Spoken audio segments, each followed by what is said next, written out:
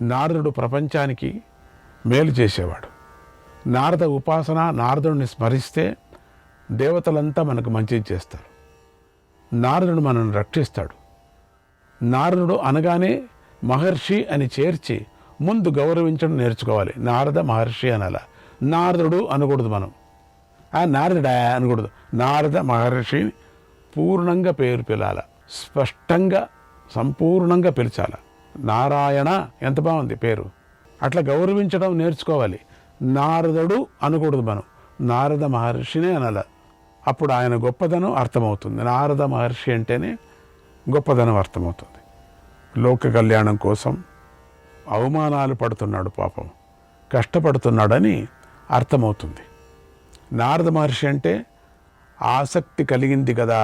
ఇప్పుడు చూడండి, ఆ మహర్షి ఎంతటి గొప్పవాడో మీకే అర్థమవుతుంది. ఆయనకు గల మంచి గుణాలు ఎన్నో ఉన్నాయి, వినండి.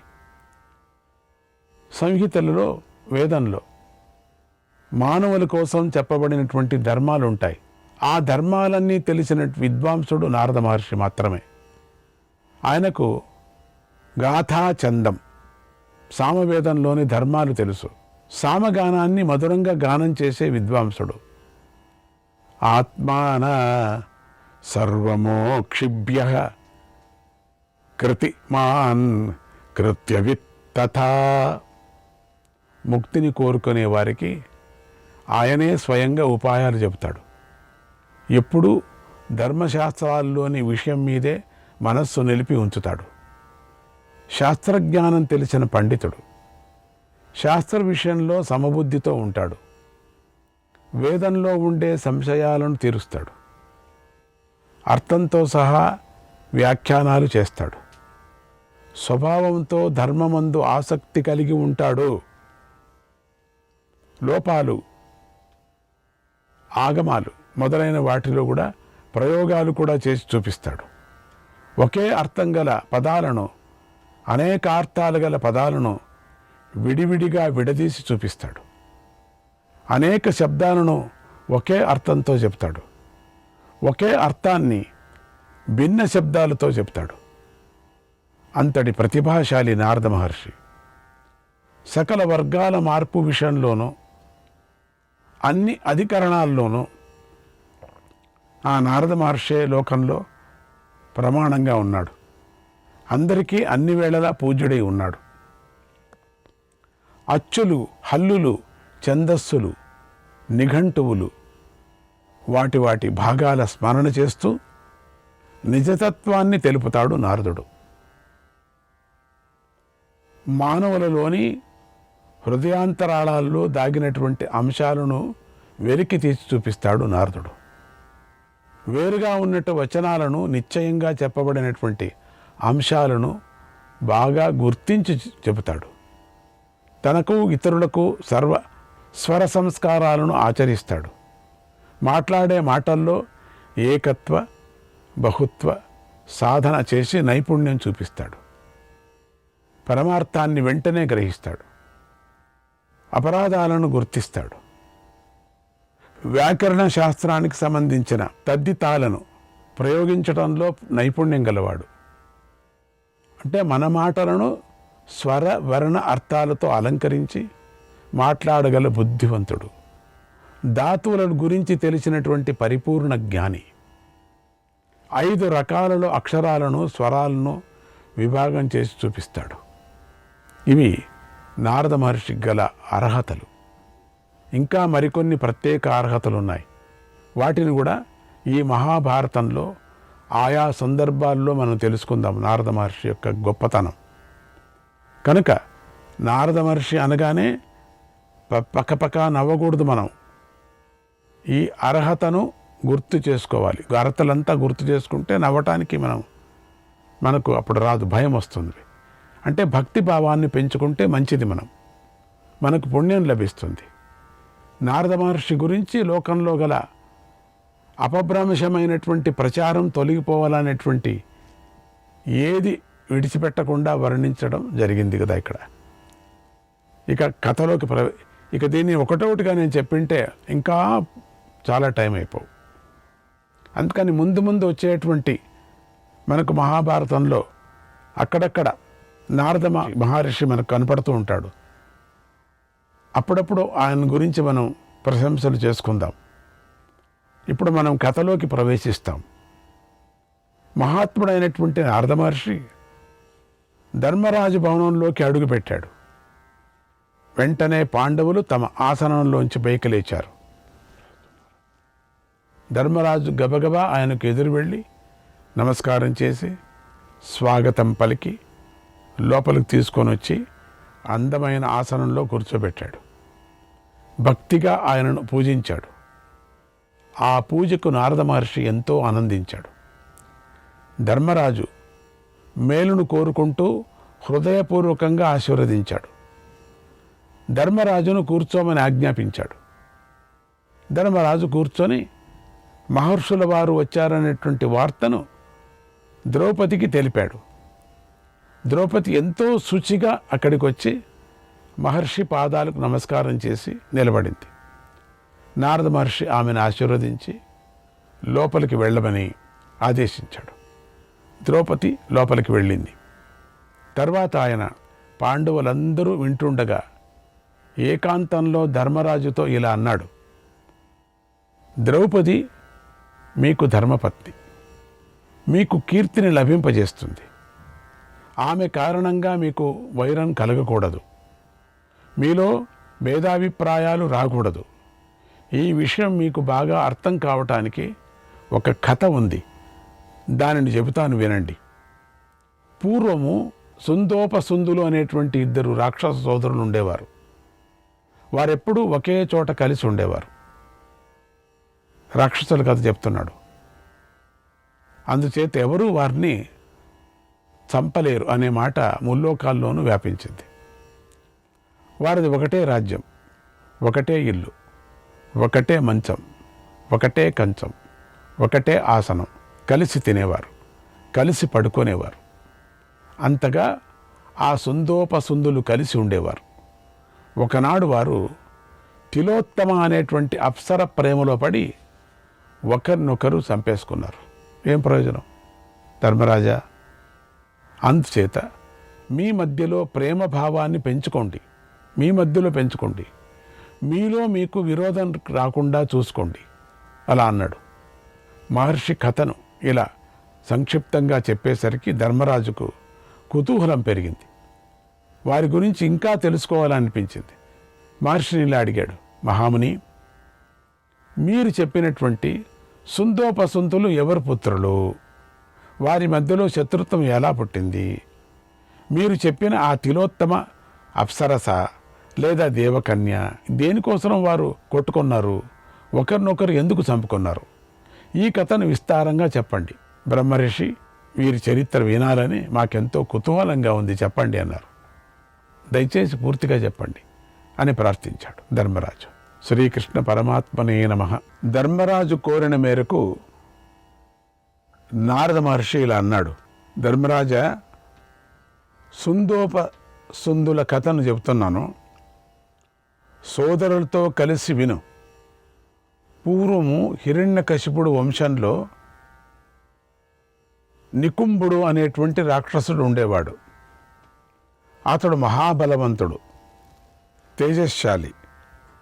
అతడికి తన వంటి పరాక్రమం, తన వంటి బలము, తన వంటి తేజస్సు గల ఇద్దరు పుత్రులు పుట్టారు. అంతా వాడిలాగే ఉన్నారు మొత్తం. వారే సుందుడు, ఉపసంధుడు. వారు ఎప్పుడూ కలిసి ఉండటం చేత వారి పేర్లు కూడా కలిసిపోయాయి. అందుచే అందరూ వారిని ఏమంటూ ఉంటారంటే సుందోపసుంధులు అని పిలిచారు. వారిద్దరు కూడా అతి భయంకరులు. ఇద్దరి మనస్సు కూడా అతి క్రూరంగా ఉంటుంది. ఇద్దరిది ఒకటే నిశ్చయం, ఒకటే అభిప్రాయం, ఒకే పని చేస్తారు. చిత్రం ఏమిటంటే సుఖదుఖాల్లో కూడా వారు వేరువేరుగా లేరు, ఒకటిగానే ఉన్నారు, కలిసే ఉన్నారు. అది ఎన్నో కథలు ఇట్లా వస్తూ ఉంటుంది. ఈ రాక్షసుల స్వభావం అటువంటిది ఉంటుంది. వారి బంధం అంత గాఢంగా గట్టి పడిపోయింది. వినాన్యోన్యం న భుంజాతే వినాన్యోన్యం న జల్పతః అన్యోన్యస్య ప్రయకరౌ అన్యోన్యస్య ప్రియం వదౌ ప్రియం వదౌ. ఒకరిని విడిచి ఒకరు ఉండలేరు, ఒకరు లేకుండా మరొకరితో మాట్లాడలేరు, ఒకరి కోసం ఒకరు ప్రియం ఆచరించుకుంటూ ఉన్నారు, తీయగా మాట్లాడుకుంటూ ఉన్నారు. వారిది ఒకటే శీలం, ఒకే ఆచరణ. అయితే ఒక చిన్న భేదం, జీవాత్మ మాత్రమే రెండుగా విడిపోయి ఇద్దరైనారు తప్పితే మిగిలినదంతా ఒకటే. ఆ శరీరాలు ఒకే విధంగా ఉంటాయి, జీవాత్మలు మాత్రమే విడిపోయాయి అంతే. పరమాత్ముడు ఒక్కడే, జీవాత్మలు. ఆ ఇద్దరి పరాక్రమం సమానంగా ఉంటుంది.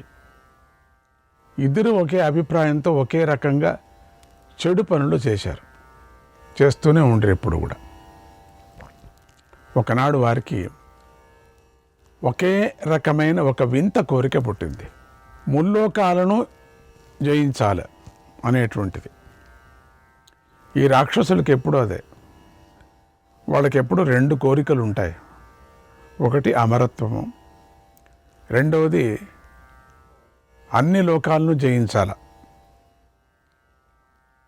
తమ ఆధీనంలోకి తెచ్చుకోవాలి అనిపించింది. అది ఈ రాక్షసుల యొక్క ఒక చెడు గుణం. వెంటనే వారు వింధ్యా పర్వతానికి చేరి తపస్సులు మొదలుపెట్టారు. మొత్తానికి ఎన్ని యోగ శక్తిని పొందాలన్నా కూడా మన పూర్వీకులందరూ దైవత్వంతో కూడిన మహర్షులు కానీ, దేవతలు కానీ, రాక్షసులు కానీ, మూడు గుణాలతో సంబంధించినటువంటి వాళ్ళు. రజోగుణం, తమోగుణం, సత్వగుణం. ఈ మూడు గుణాలు వాళ్ళు కూడా ఎక్కువ వాళ్ళు వరాన్ని పొందటం కానీ, ఎక్కువ శక్తిని పొందటం కానీ, లేక ఎక్కువ రోజులు అంటే కొన్ని వేల సంవత్సరాలు బతకటం కానీ, వాళ్ళకి బుద్ధి పుట్టించేదంతా ఒక్కటే, ఏకాగ్రతతో తపస్సు. ఆ తపస్సు నుంచి ఏమైనా చేసుకోవచ్చు అనటానికి మనకు ఈ ముఖ్యమైనటువంటి ఈ పురాణాలే మనకు సాక్షిగా ఉన్నాయి. తపస్సు, యోగంతో ఏదైనా జయించవచ్చు. ఆ స్వామి మొదట్లో ఆయనకు వినిపించింది భాగవతంలో మనం చెప్పుకున్నాం కదా, తపహ అని తప అని వినిపించింది. తప, ఆ రెండు అక్షరాలతోనే ఆయన తపస్సు మొదలుపెట్టాడు. ఆ తపస్సు మొదలు పెడుతున్నంటే అప్పుడు బ్రహ్మకు తోచిందనమాట సృష్టి ఎట్లా చేసేదని. అటువంటి స్వామికి అట్లా ఉంటే ఇంకా మిగతా వాళ్ళందరూ కూడా అడగాలంటే తపస్సే ఒక పెద్ద యోగం. అందరికి కూడా అదొక, రాక్షసులంతా మాటికి బయలుదేరేవాళ్ళు తపస్సు మొదలు పెడతామని. తపస్సు మొదలుపెట్టారు. ఆ తపస్సుతో ఆకలి దప్పులతో అలసిపోయారు కూడా, జటలు పెంచుకున్నారు. తపస్సులో అందరికీ అదే అవుతుంది. నారబట్టలు ధరించారు, ఘోరమైనటువంటి తపస్సు చేశారు. వారి అవయవాలు కూడా మాలిన్యంతో నిండిపోయాయి, శరీరము దుమ్ము కొట్టుకొని పోయింది. గాలిని ఆహారంగా తీసుకుంటూ వాయుభక్షణ చేస్తూ కొంతకాలం తపస్సు చేశారు. తర్వాత తమ శరీరాన్ని కోసి అగ్నికి ఆహుతి చేస్తూ తపస్సు చేశారు. ఇంకా తీవ్రమైనటువంటి తపస్సు చేశారు. బొటన వేలిపై నిలబడి చేతులు పైకెత్తి కనురెప్ప వేయకుండా కఠిన నియమంతో చాలా కాలం తపస్సు చేశారు.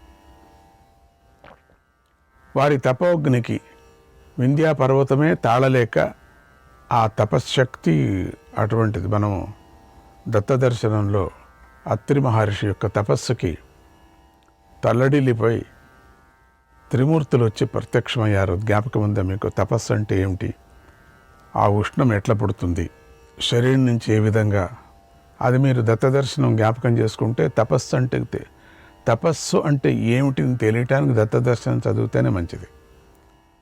అంత కోరికను అత్రి మహర్షి నెరవేర్చుకున్నాడు. అట్లనే వీళ్ళిద్దరికి కూడా వారి యొక్క తపోగ్నికి వింధ్యా పర్వతమే తాళలేక వెలువెల్లాడిపోయింది. ఆ పర్వతం నుండి పొగలు వెలువడ్డాయి. పర్వతమే శాకంగా అయిపోయింది. అంత గొప్పగా సుందోపసుందులు తపస్సు చేశారు. ఆ తపస్సుకు దేవతలు భయపడిపోయారు కూడా. వారి యొక్క తపస్సు చెడగొట్టడానికి ఎన్నో విఘ్నాలు కల్పించారు. అంత తపస్సు చేయకూడదు వాళ్ళని. దేవతా స్త్రీలను వారి వద్దకు కూడా పంపించారు. చాలా విలువైనటువంటి రత్నాలను రాసులుగా వారి ముందు కుమ్మరించారు కూడా. అంటే వాళ్ళని మబ్బు పెట్టడానికి ఏమేమో చేశారు. మాటికి వారిని మోసగించాలని చూశారు. కానీ సుందోపసుందులు పట్టినటువంటి పట్టు వారు తపస్సు నుంచి కొంచెం కూడా కదలలేదు. ఇది లెక్కలేదు వీళ్ళకి. ఈ దేవతలు పరీక్ష చేసేదంతా కూడా, ఇంద్రాది దేవతలు పరీక్ష చేసేది ఏదీ లెక్కలేదు వీళ్ళకి. తమ నియమాన్ని సడిలించలేదు, నిగ్రహాన్ని కోల్పోలేదు. దానికే పట్టుదల అని. భక్తి కూడా అదే పట్టుదల మనకు.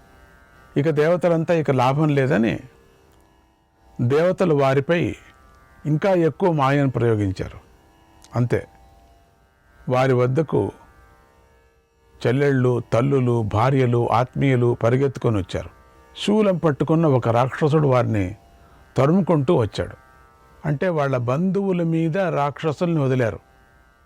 ఆ వదులతోనే వాళ్ళంతా భయపడుకొని వెళుతుంటే వెనకతటి నుంచి ఒక రాక్షసుడు తరుముకొని వస్తున్నాడు. వారెంతో భయపడి నేల మీద పడ్డారు అడ్డంగా వీళ్ళ ముందర. అయినా ఆ రాక్షసుడు వదలక వారిని నేల మీద దొర్లించాడు వచ్చినటువంటి వాడు. అప్పుడు వారి బంధువులు పెద్దగా రోధించసాగారు. భయపడ్డారు వాళ్ళందరూ కూడా. వారి ఆభరణాలు, వస్త్రాలు జారిపోయాయి.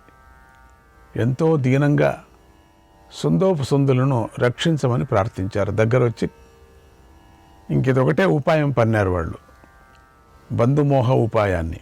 వారి రోదనలు అరణ్య రోదనలే అయ్యాయి. అరణ్యంలో ఎంత అరిచినా ఎవరు రారు కదా, దైవకృప ఉండవలసిందే కదా, లేకపోతే ప్రయోజనం లేదు. ఎవరు అడిగేవాళ్లే ఉండరు అరణ్యంలో. ఆ విధంగా వాళ్ళు ఎంత అరిచినా కూడా ఏమీ ప్రయోజనం లేదు. అయినా సుందోపసుందులు వారి గోల పట్టించుకోలేదు. వాళ్ళంత హఠంగా తపస్సును విడిచిపెట్టలేదు, వ్రతాన్ని కూడా పాడు చేసుకోలేదు. వారిద్దరిలో ఏ ఒక్కరు కూడా చలించకుండా ఆ ఉండటాన్ని చూసి సిగ్గుపడి అందరూ కూడా అంత మాయ అంతర్ధానం అయ్యారు. వాళ్ళు బంధువులు కాదు, ఎవరు కాదు, అంత మాయతో కప్పబడింది. సిగ్గుపడి వాళ్ళందరూ పరిగెత్తిపోయారు. ఇంకేం ప్రయోజనం లేదు. ఇక వారి తపస్సుకు మెచ్చుకొని బ్రహ్మదేవుడి క్రిందికి దిగి వచ్చాడు. ఇంకా ఓడిపోవాల్సి వచ్చింది. బ్రహ్మ ఎప్పుడూ అంతే ఓడిపోతుంటాడు. శ్రీకృష్ణాయ పరమాత్మనే నమః.